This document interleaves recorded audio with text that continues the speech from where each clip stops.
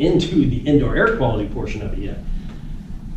Second one up, reduces particles and smoke in the living space.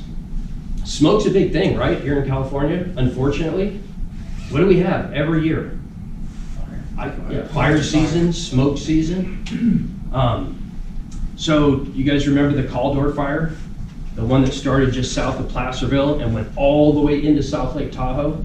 The hundreds, I think it burned 385,000 acres. That fire was massive.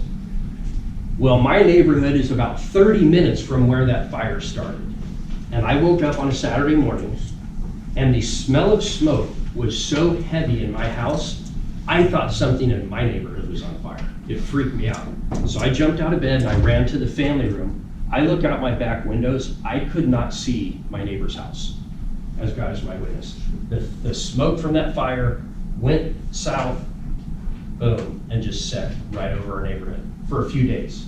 And so I was like, oh, it's got to be the fire up the hill. So I put my fan on constant. It took about 35, 40 minutes. The smell of smoke in my house was going. And so it's like, hey, when you, like, my company's telling me that it can do this, and now I'm living it, which I think is pretty cool.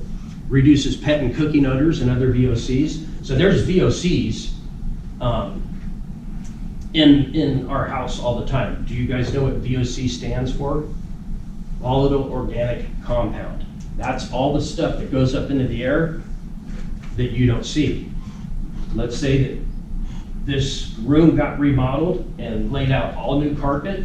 That carpet is releasing VOCs. You paint the walls are releasing VOCs. It's putting this volatile organic compound into the air that we breathe.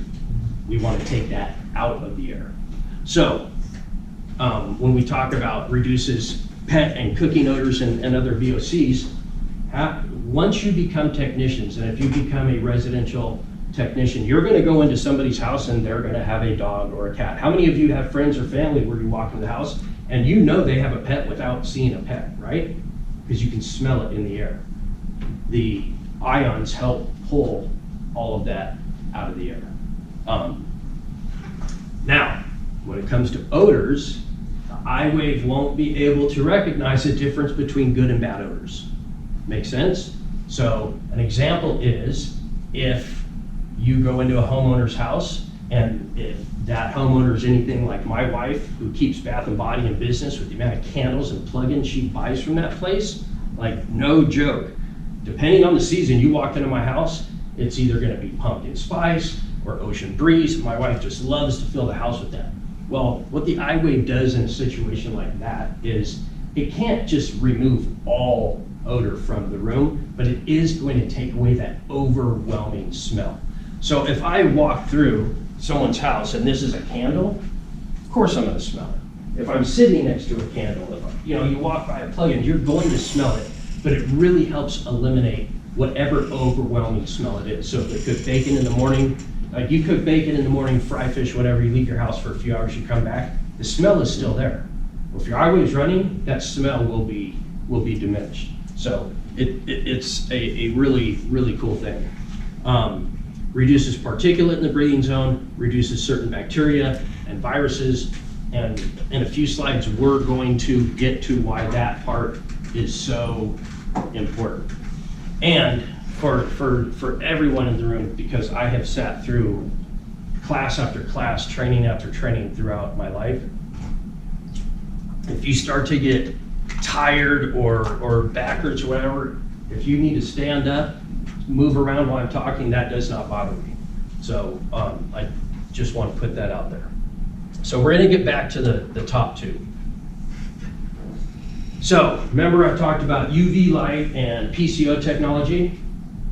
Well, the one thing about that technology is when you talk about UV, what is UV? It's a bulb, a UV bulb. What do bulbs do? They burn out. The minute you install a bulb, it's at 100% efficiency the day you install it. And every day after that, it starts to lose efficiency, which is why we have to change out bulbs. Now we've gotten really good with the technology in LED and they last much longer, but you still have to replace it. So let's say You're a technician, you go into Mr. and Mrs. Smith's house, and you're giving them the pitch on indoor air quality and whatever PCO device you're looking for. And you get them excited about this device that is gonna help clean their air, right? Well, when it comes to PCO and UV, you have to replace the bulb and then with the PCO, the bulb and the cell every 18 to 24 months. Now, some of the new technology, they're saying it's going up to 4 to 5 years now. But when you're a consumer and you're really excited about a purchase, would you say it's fair that it's easy to miss the fine print or easy to miss that one thing that is pretty important about your purchase? Yeah, and that's what happens with this PCO and UV technology, is once these contractors start going back, saying, hey, it's time to replace your bulb and or your cell, and it's anywhere from $300 to $500 every 18 to 24 months, they start to lose credibility. And it's unfortunate because I'm sure the contractor did their job on saying, hey, this is how this works and this is what I'm gonna have to do. The key to ours is there's no replacement parts. There's no maintenance. Another question that you're gonna get when you're out there, and you may have the question, well, all these electronic air cleaners, don't they produce ozone, right? Ozone's a big nasty word in our world. Too much ozone will kill you, right? So with every electronic air cleaner in this nation, in order to legally sell it and make any kind of claims, it has to be tested by the EPA. We all know who the EPA is, right? So the EPA tests everything, and if it passes their test on being non-ozone emitting, it gets UL 867 ozone requirement classification. The iwave has that. So, and most air cleaners out there do, because you can't just especially in California, you're just not gonna sell something that is not approved by the EPA. So if you're trying to understand the technology, when you look at ionization, if someone says, well, what do you mean negative and positive ions? How does this even work? Well, ions, negative and positive ions, are in the air that we breathe every single day. And the easiest way to explain it, has everyone here ever been to the coast, to the ocean, to the beach? Yeah. Anyone in here ever been up to the mountains, gone camping? So when you go camping, you wake up in the morning, unzip your tent, walk out, what's the first thing you notice? Thank you.